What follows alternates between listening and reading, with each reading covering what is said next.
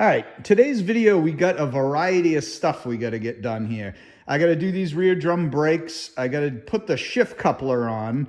I've got cables to shorten because it's a Dune buggy chassis, and this transmission still has no oil in it. So I'm going to try to get all that done. In order to do the rear drum brakes on this chassis, I'm going to need to put the parking brake cables in first. And these are very simple. You're going to come to the back here, and you're going to find that there is a hole here. There's a tube, and you're just going to feed this up. Now this is this particular pan is shortened because it's a Dune buggy. So I'm going to have excessive amount of cable here. But that's okay. All I need to do is get them run in right now.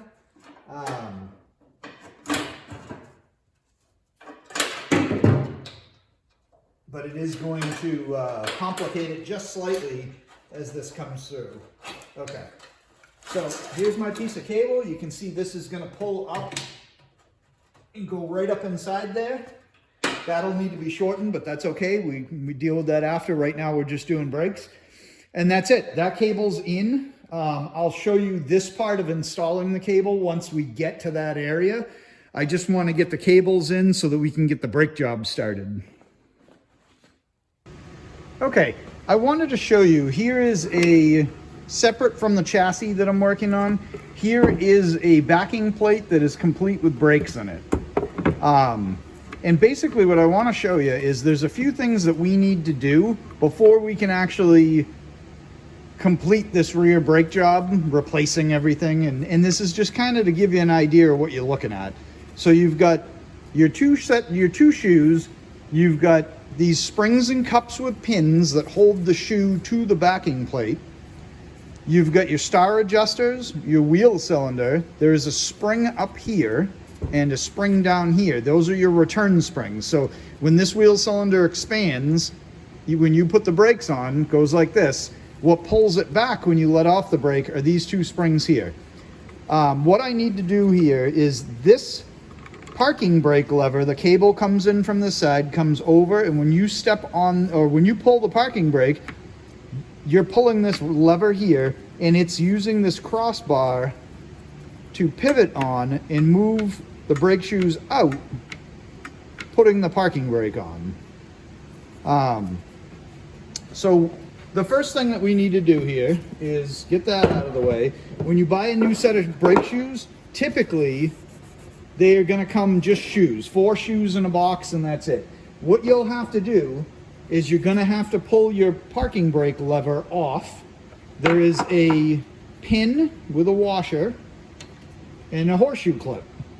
And what happens here is this horseshoe clip you need to spread and slide off. If you can get new ones, that's great. If not, you can reuse them pretty easily. Now, what you need to pay attention to here is backing plates and parking brake levers are left and right. So this is a passenger side backing plate, and I can tell you because this hole is here for the parking brake lever, or parking brake cable rather, to come through so that this actuates. If it was this direction, your cable comes from the front of the car back, so we know that this is the passenger side. So that's what I'm going to work on right now, because you can look at this lever too. The lever has a shape to it. It's got a bend. It's got this bend down in here. It's got a very slight bend up in here. So when we put this on, we want to make sure that this lever is the correct one. If you were to try to use the opposite lever, you'd see how this is bent up there. You can see how there's a left and a right side. So what I always like to do is I like to look at what come off. If you're going to reuse all this stuff, maybe write on here that, you know, this is passenger side, whatever. If you have something like I have here, then you can take a look at it. But you can see that these two have this bend coming up right in this area. So I know that this is my passenger side parking brake lever. So let me get this out of the way. And then here's your two shoes. I've matched these up. We've got the upper hole where this is going to go through. We got the pin with a washer on it. We're gonna go through the lever, and this can be a little tricky. I'm gonna lay this on top of here, and then I am going to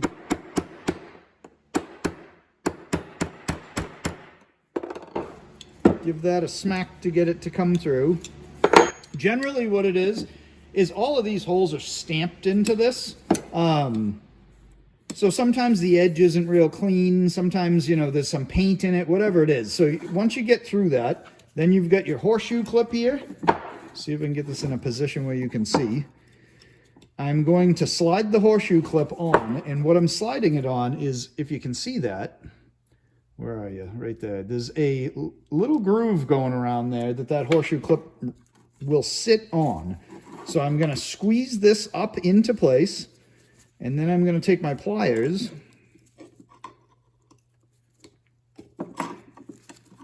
and attempt to get this in here and still leave it so you can see what's happening. I don't know if that's going to happen.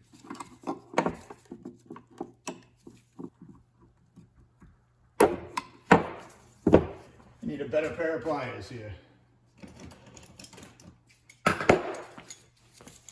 See if I can get it with these guys. Okay, there we go. Okay, I just wasn't getting enough bite on it. Okay, so I pinched that in. You can see where that is. It's in there, so that's not coming apart. So now I'm going to take these two shoes, and I know that these are the passenger side, so I'm going to set those aside and do the same thing with the driver's side. Now you really got to pay attention here because everything's opposite. So next on our list here, these are all been cleaned up. These are the adjusting stars and the screws. If we take a brake shoe, you can see that the adjusting screw is at an angle, and that angle is made to catch this brake shoe like so. So when you go to put this together, you can see this isn't a natural angle for this. It wants to sit in this way. But when you go to assemble this whole unit, and this screw is in here, I've done it before too, where this can be the wrong direction. You throw shoes in trying to go quick, and then nothing fits together. So just that's something to kind of keep an eye out for, is paying attention to that angle. And not all cars in general, Beetles in particular do definitely have it on all of them, but not all cars do. If you're, you know, doing drum brakes on some other car, it may or may not be different. So once these are all cleaned, thoroughly clean them, check all your stars to make sure that all these points are in good shape. If you're missing a tooth, it can really affect trying to make an adjustment, because when you do an adjustment, now these are 68 and, I'm sorry, this is actually a 65 brake drum or brake backing plate. When you use when you work on a 68 and later car, there's actually a hole back here for adjusting these. And on the earlier cars, there's a hole in the drum that you adjust them with. So to get in there and actually move these around, you really want to make sure everything's lubed up good. You want to make sure that your stars are clean. If they're not, just get new ones, or, you know, find some used ones that you can clean up. I like to, with this stuff, I'm a big fan of putting anti-seize on these. I feel it just helps to make sure nothing really locks up down the road and gets stuck on you. You could use grease. I'm a big fan of anti-seize, so that's what I'm going to put on it. And I'm just going to get these all ready so that they can be installed. And you go in this direction. You've got the screw turning in up to the star. I'm going to turn them all the way in so that everything fits, and we'll make the adjustment after. And that's it. That's really all there is to cleaning these up. You know, I wire wheel them. I put these in in a parts washer and really clean them out good, just to make sure all the threads are, you know, clean and everything's going to slide and work for you for, you know, until you have to do your next brake service. All right, so to assemble these drum brakes, the first thing I need to do is get this parking brake cable in. The cable has a spring, and there is a little washer here on top of the spring. The bracket for it has this little paw here that grabs the cable up at the top, and it has a little hook here, like a tab. This whole thing needs to slide through the square hole in the backing plate with the tab on the inside, along with the paw on the inside of the backing plate. So let me pull this through. These can at times be a little tricky to get in.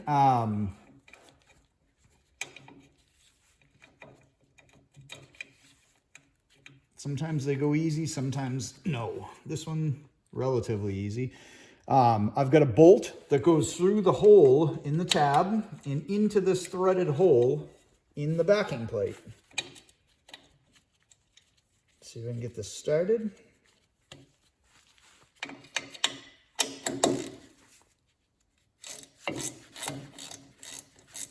And we're just going to tighten this down.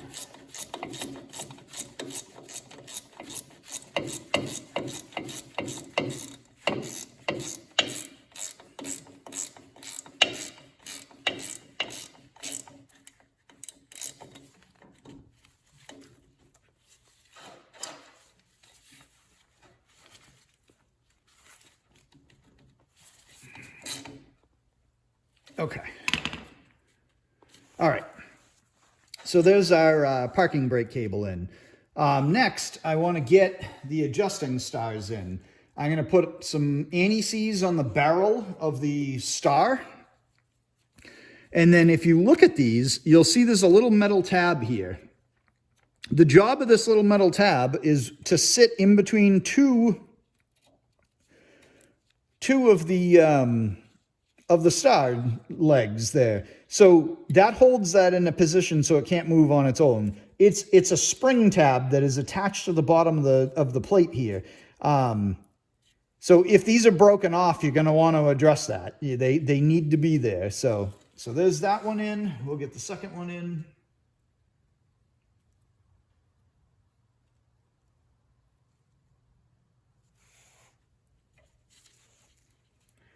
And like I had mentioned before, you want to make sure that these are in correctly so that the narrower side is facing up. And that way your shoes will fit in.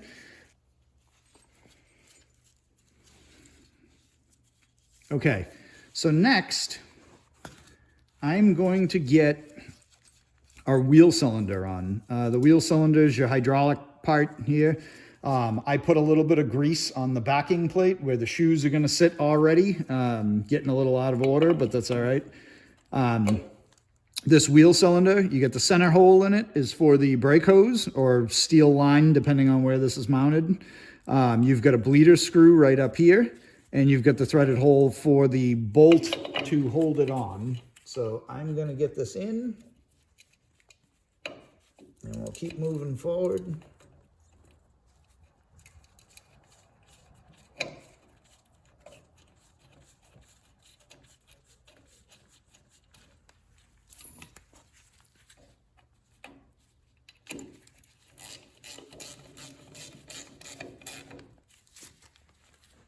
Okay, wheel cylinders in.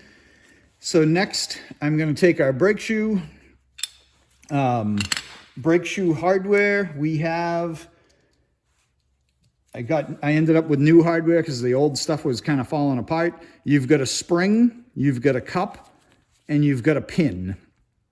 The pin is going to come through the backing plate, through the shoe, through the spring, and into the cup. When this comes through, the head of this pin has a kind of like a T on it, and it'll push straight through. Then you'll give this a quarter turn, half turn, and that will get you so that the pin is sitting inside of there and the whole thing's held together. Okay. So we've got the cup and the spring in this tool. The tool is made for doing this specific job. I've got the shoe in place. We get the pin standing as straight as I can get it up. You back off on my grip here, and then with any luck, I can drop down on that pin and give it a half turn, and there we go.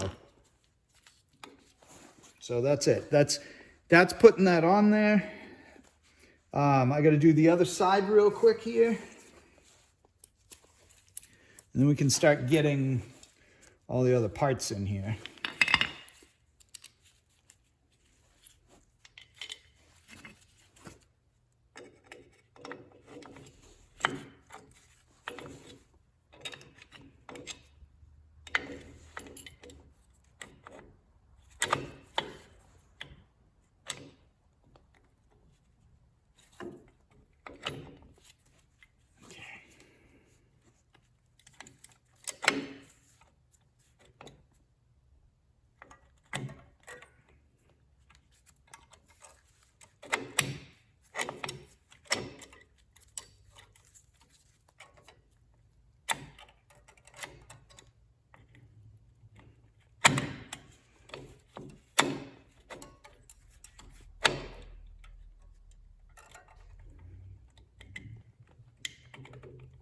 Okay, there's that one. They fight a little bit sometimes, but they do go in.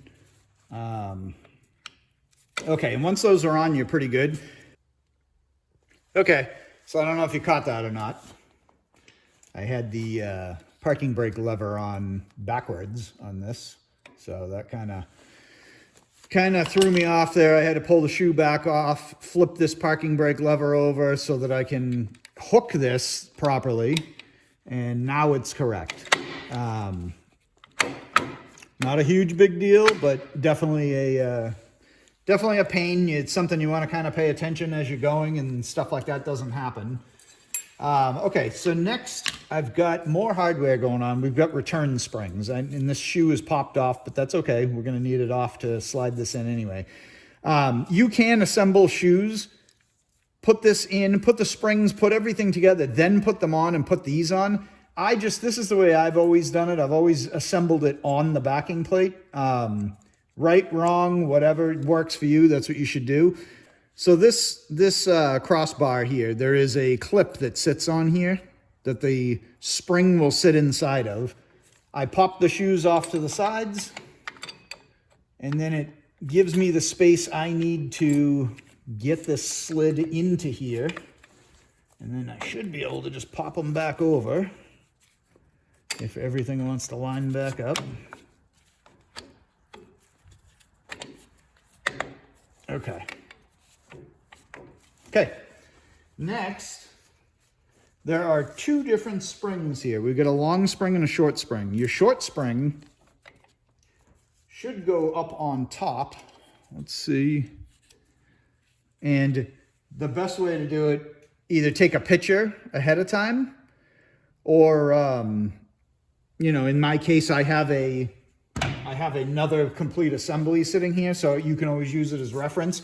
If you didn't take a picture, you can find a photo online. You can, I guess you can just look at this right here and you can see how it goes. But that's the general idea there. So we've got our short spring. I like to use a pair of vice grips to do this. I'm going to get this tucked into this clip if I didn't lose my position. And then you're just going to pull this over.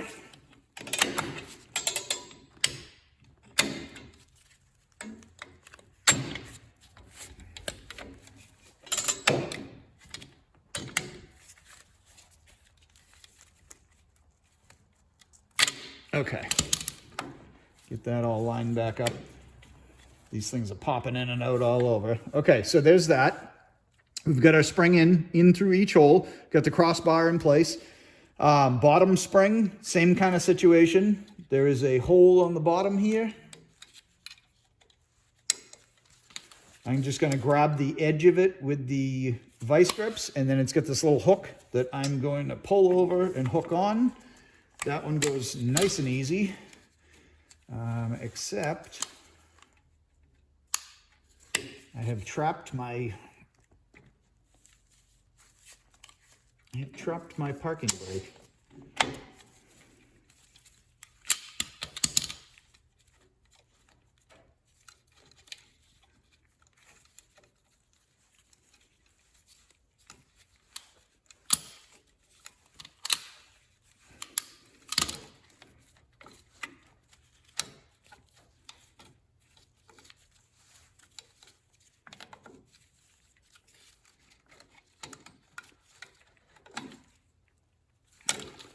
Okay. I'm going to keep the spring behind the parking brake cable. There we go. Okay, so that the parking brake cable can move freely above on top of it. I just got it, I went over the top of it and shouldn't have. Okay. Get these lined up so that they're as centered as I can on there. And that's it. That's your drum brakes. Everything assembled. Couple little hiccups on my part there. Not a big deal though. If all of this stuff was a little bit dirty and you didn't have brand new stuff, you can put some grease in these points on the wheel cylinder. You can put some grease into these areas. Everything here is clean, so I'm not overly worried about any of that, but that's it. That's drum brakes. So let me get some brake drums. We'll get those installed, and this rear portion of the brake drums of doing the brakes will be complete. Okay, with our shoes all set up, I like to do a last minute, just quick check. Make sure that you don't, you have everything sitting inside here, everything's in where it's supposed to be, and we'll get the drum on. Just make sure that you have these cups, because they're angled, make sure you have them going the right way.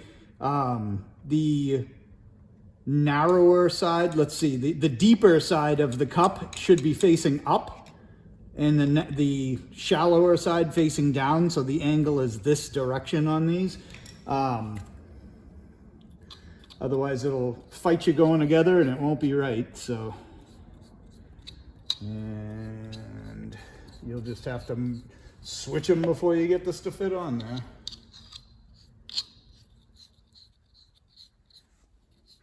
I like to put some anti-seize on these splines just to save you some grief when you go to take this off the next time. Okay, drums on. This is a just like if you saw the fronts. This is a it's a Volkswagen drum, but it's sold as a blank, and then they drill it out with a Chevy and a Ford bolt pattern. It's a Dune buggy, so it's typical for that type of thing to be using like a Chevy wheel or something on it instead of a VW wheel. You get a big washer, and then you get your castle nut. If I can get this on here. For right now, I'm not going to torque this because I don't have any parking brakes hooked up, so I can't lock this, and I don't have the ability at the moment to put it in gear and put it on the ground with the weight of a car and a wheel on it and everything to get in there and tighten these up. So I'm just going to hit these with the impact gun, get them tight enough that I can roll it around the shop and, test fit wheels and things like that. And when I get parking brakes hooked up, I'll come back and I'll torque these correctly and then put the cotter pin in. Even that much of an impact gun isn't close to what it needs to, be torqued down correctly. But we will retorque those after. So my next thing here on this transmission install is to get the shift coupler in. You may have seen it when I showed the pile of hardware. I got the shift coupler. It's one of the heavy duty ones. It's basically like what I pulled out of here. It's pretty much like a OE Volkswagen one. They do use like a plastic bushing in it, but they work well. I've used them in quite a few cars, this brand and everything. So that's what I'm going to use. So you've got a bolt. The nice thing is they use an actual bolt instead of that funny sleeve that some of them use that just doesn't really, they just don't, with a screw in it, they just don't go together great. So I am going to make sure which way my shifter is pointed so I'm not upside down.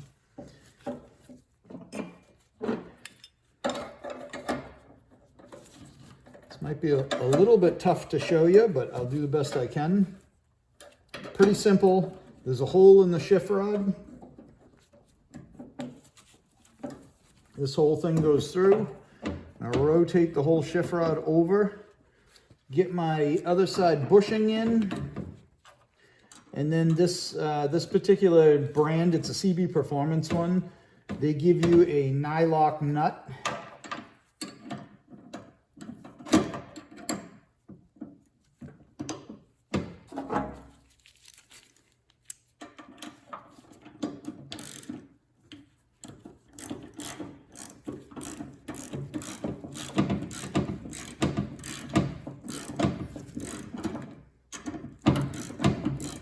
Doesn't need to be real tight, you just need it in there. So I just got it in so it's to the point that it's even. Let's see if I can, I don't have a shifter on this, in this chassis right now, so things are a little weird up front. And I'm getting stuck, there we go. See if we can get past here.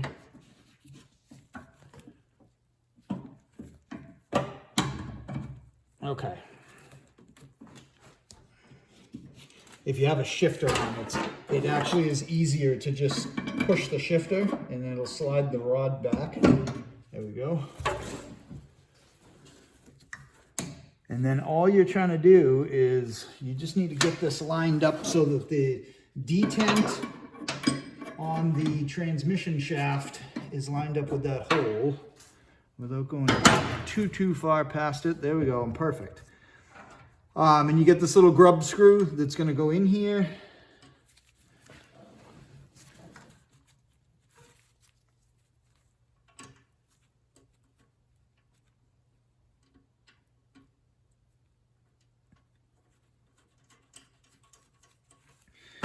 You can use a 8mm wrench to tighten this thing down, and you're not going crazy with it, you're just kind of snugging it up. Okay. Alright,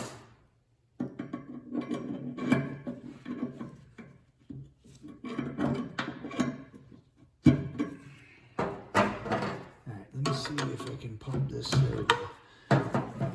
Pop it into a different gear so that I get a little more access. There's a hole in this. And it's, the intention here is to wire this. I'm not going to tell you I know exactly how to wire nuts correctly, but basically what I do is to loosen this, it's, you know, counterclockwise. So I usually just try to wire it around just so that if this is going to loosen up, it's not going to get more than one rotation. Right, wrong. I'm sure that there is absolutely a way to do this type of a wire nut correctly, and I'm positive that I am not doing it correctly, but that's okay. It does the job and it stops it from rotating anyway. And that's it. That's your shift coupler. Once I get a shifter on this, I can move it back and forth easy. Well, unfortunately, I just realized that I forgot to put the bump stop brackets in when I bolted up these axles. So let me get those together. We'll get the rubber on and I'll show you putting those in. All right, so rear bump stops. This piece sits over the spring plate, torsion arm, and it has this rubber thing on it. So to put these on, they're pretty simple. It's a small hole, big giant thing it's got to get on. They kind of look like they're not going to work. Generally, the way I do them is I throw some grease in here, work it around, grease this thing. And they're usually, if you get them onto the side and just push, they're usually that easy. You can do them on the car too, a little tighter, but you can do them.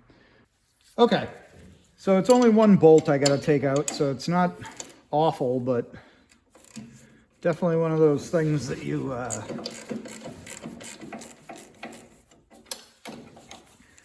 kind of wish you noticed ahead of time, but it's all right, it happens. These are left and right, so you got to just kind of imagine it being on here and where it's going to hit on here. I'm backwards. So I got to figure out which one is left, which one is right. Because I did not mark them. All right, so this looks correct. So we've got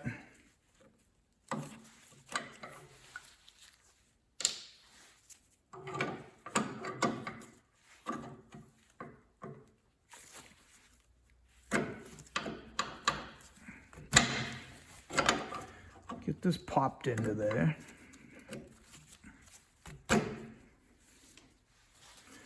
And what it is when this sits down in here, there's this, I don't know if you can see it on this one, but there's this little tooth here that's going to sit on top of the spring plate. Spring plate's going to go through there, and it stops it from rotating at all. And all it is just to, if you hit a real good bump, it'll come down and hit the rubber instead of bottoming out metal to metal here. All right. So next thing I got to do here is I got to run this clutch cable. So I've discussed this before, but this is a Bowden tube. It's basically a flexi tube. It's got kind of like a big spring or coil inside of it. So we're going to run the clutch cable through that. I'm going to come down, slide it over the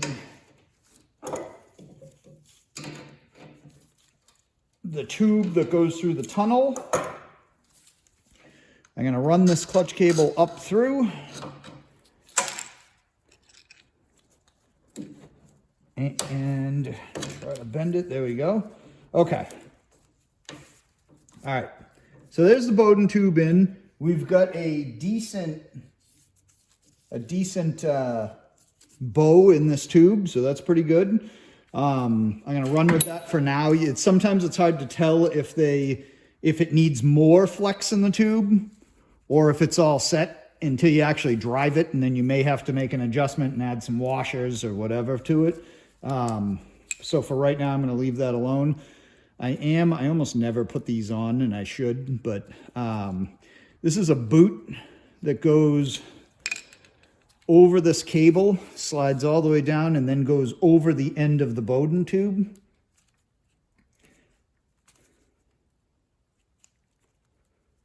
And this is why, because they're a pain. Okay, so there's the boot. Next thing I'm going to do, I'm going to throw this through here. So if this was a Beetle, it would be this long. That's how much the chassis shortened, because it's a Dune buggy. So what I'm going to do is I'm going to get this wing nut on here to get it started. And I'm going to go down maybe a quarter of the way. Something like that. And then there's a few different ways to shorten cables. You can buy a kit where you cut this off and then you attach on a piece. One of the easiest ways is to just loop this cable. So that's what I'm going to try to do for now and see. Sometimes when you just loop them, they slip. But we'll see.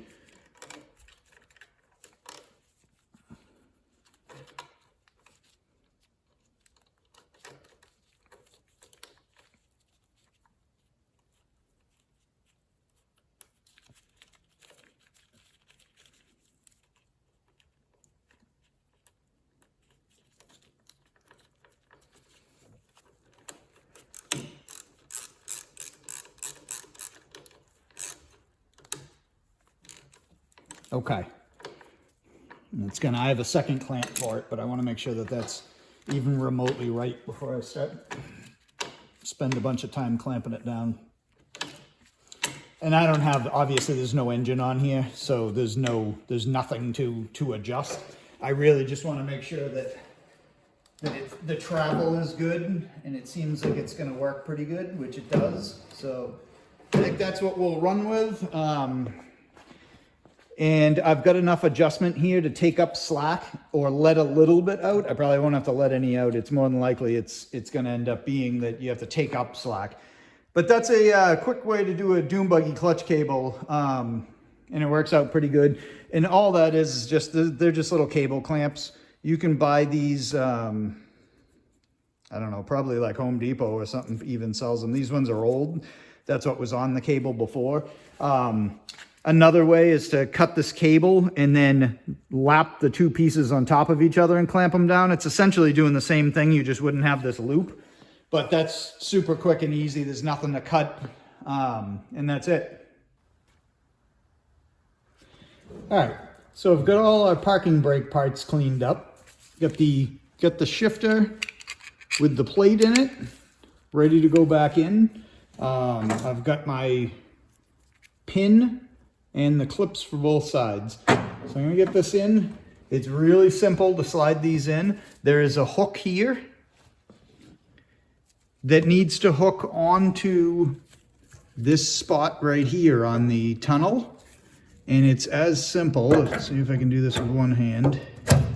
And you want to keep your cables on either side. Can't do it with one hand. So keep your cables on either side. You don't want to pinch a cable. You want the cable's supposed to run up inside this track right in here. So sometimes that can be a little tricky to get those lined up. We're going to come back just far enough to hook this front lip. And there we go. Take our pin and slide the pin in. Make sure I left the clip off one side, so there we go, there's that. And then the clip, sometimes they're a C-clip, sometimes they're just these little, I don't know, horseshoe clip, I guess we'll call it. Get that snapped on there. They usually snap on by hand.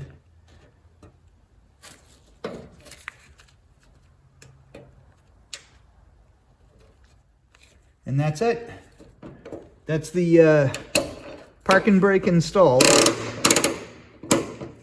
The next thing I need to do is because this is a Dune buggy, I need to shorten these cables and get these run up into this plate here. And in this case, we're using these adjusters, or cable shortening fittings, I guess they're called. And that's it. And the whole thing's going to end up looking like this. It's going to be a little bit of trial and error to get these to the right size. So I'm not gonna film that with you, but basically you're just taking these, cutting them off wherever you need to so that you have the studded portion of the adapter right in the right location to catch and still pull the cable. So I'll show you that once it's all set. Okay, so I got this thing together. It's still gonna need some adjustment, and I've got to adjust the shoes and the drums anyway. So the way I have it set up right now is I've got, I think it's about 7 clicks, and then my drum is locked up. So once I adjust the shoes and the drums a little more, they're just kind of rough adjusted. And then this thing, couple turns of the nuts to pull each of these cables up, and that should work out well. This is what it ends up looking like if I can get this to focus. Cables are cut off. They slide up to about here. You got these lock screws on it. Honestly, sometimes I've had them before where I've had to hit it with a little bit of weld right there just to kind of hold them in there, because sometimes these lock screws, you'll see some that have 2 on them. You'll see some that have 1. Sometimes they hold great. Sometimes they don't. So, and here is the cable ends. That's what I had to take off of it, because this chassis is shortened by 10 inches, which is funny because this looks like a whole lot more than 10 inches that I took off of it, but that's what it ends up being. So shorten the chassis by 10 inches, and I don't know what that ends up being. Taken off, what, 11? So it looks like about 11 inches came off the cable, but it all kind of depends on what axle setup you're using. These are 68 long axles, so, and this chassis originally would have had a short axle on it, so it could be partially that. Basically all I did is I pulled the cable out until I felt it was tight, marked approximately where it was going to be. Tight meaning not pulling the parking brake, but pulling the cable up as much as I could get it. I marked it with some of my favorite paint. Stuff works great. And then I came in with the cutoff wheel, just a regular pneumatic cutoff wheel, and lobbed the cable off. I put the whole thing back together with the shortened cables, and it was very loose. This plate was actually almost down touching this nut. I'm probably could have cut the cables down a little bit more, but what I ended up doing is I pulled it all back apart. I cut the cables off, stood them straight up. You can get them with the parking brake handle out. You can get the cable up so it's sitting about this high. And I just used some vice grips to hold it in place, cut it off with the wheel again, took about a ½ inch off, put it all back together, and that gets me to about 7 clicks. You're really trying for 4 to 5. 7's okay to me for right now, because when I adjust the shoes out, that's going to make this engage that much quicker with less movement. So I'm hoping that I'll be engaged right there, which I'm not right now, but I'm sure if the brakes had brake fluid in it and the pedal actually worked right now, those brakes wouldn't work either, because they're not adjusted all the way out. So anyway, that's it. That's what there is to at least the short story of cutting cables. It's probably one of the worst things to deal with when you're putting together a Dune buggy chassis, but it is what it is. Got to do them. So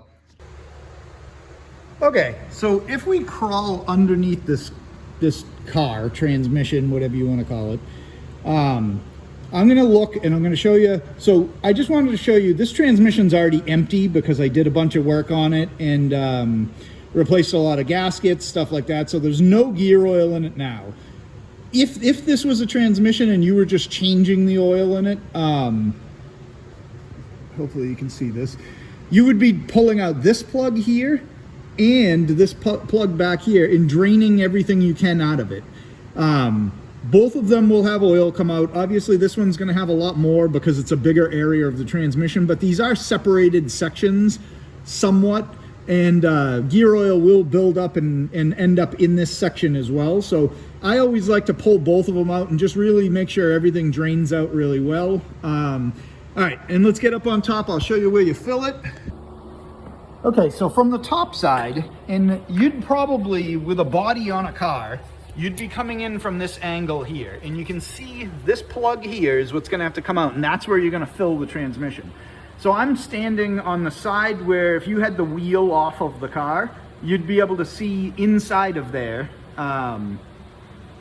And that's where you would end up filling up the transmission, as you'd be able to reach in through this side. And it's a 17 millimeter Allen socket. Generally, you're gonna need a long 6-inch extension to get out into this area and get it from underneath and unbolt that to get that plug out of there. Anytime you're doing a transmission oil change, I would always start with pulling this plug out first to make sure everything comes out correctly. If this plug's stuck, there's no point in pulling drain plugs, draining the oil, and then you can't put oil back in it. So getting this plug out first is the ideal thing to do, and it's the right way to do it. So let me get that out of there and we'll go from there.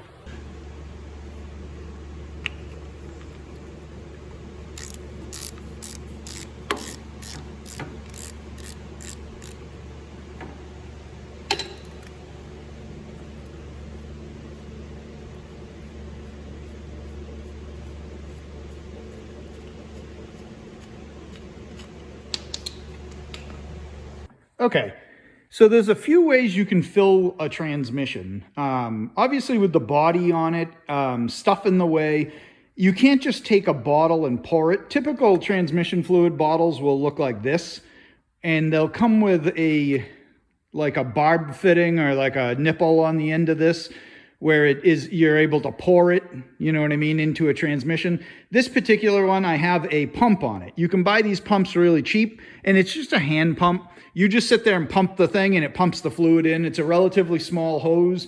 It can take a long time. You're only putting 2.64 quarts of fluid into this, but it takes some time to do it. I've got a drip pan underneath here because The whole idea with filling one of these transmissions is that you have the car level, and then you just fill it until it just starts to leak out of the hole, and then you stop and put the plug back in and your transmission's full. What I have in place that I'm using right now, I've bought quart bottles. This stuff, you should look and make sure that you're buying the correct gear oil, the correct weight, everything for your particular year and model.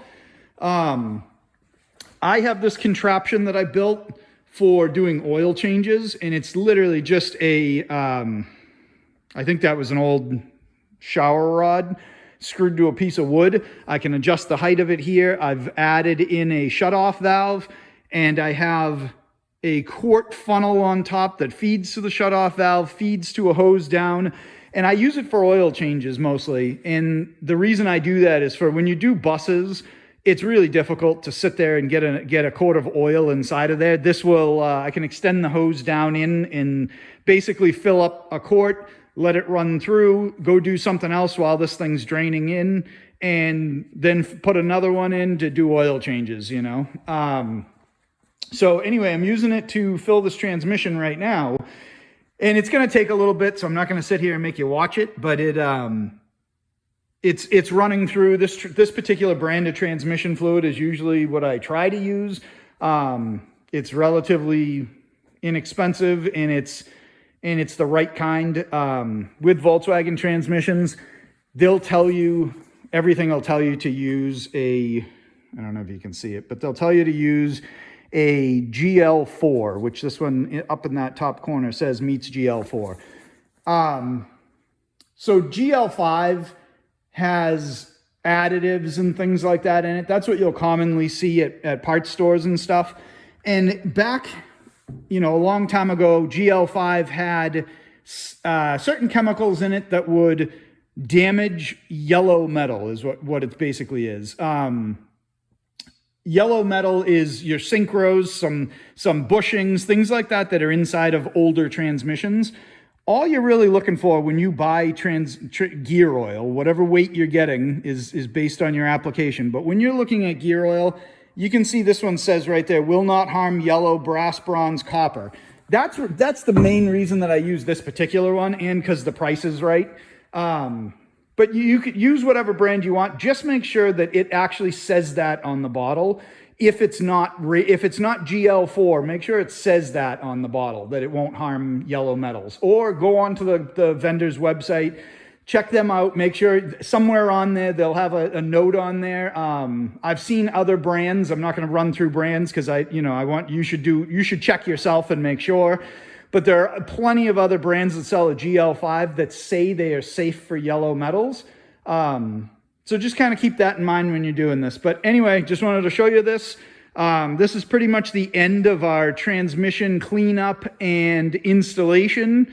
I'm going to put in, 2.64 or whatever it is, quarts of fluid in here until it starts running out. I'll probably let it sit for a little bit because this transmission has been empty for quite a while now. So I want to let it really get everywhere it needs to go. And I'll double check it in a couple days to make sure that it's still full because I'm in this situation.